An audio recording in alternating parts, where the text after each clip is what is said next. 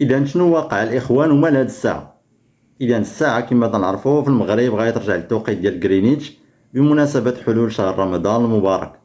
فوزاره الانتقال الرقمي واصلاح الاداره اعلنت بان المغرب غادي يرجع للساعه القانونيه ديالو، اي بالتوقيت ديال غرينيتش كما كان سابقا في السنوات الفارطه، يعني بالضبط في نهار الحد 15 فبراير 2026.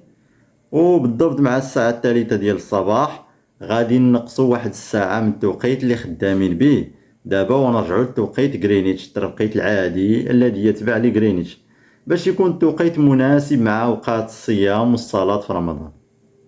وبطبيعة الحال من بعد ما يسالي شهر رمضان في الأحد 22 مارس بالضبط 2026 ومع الساعة الثانية ديال الصباح غادي نرجعوا تاني نزيدو 60 دقيقة ونرجعوا للتوقيت العادي اللي معتمد في المغرب طول السنة.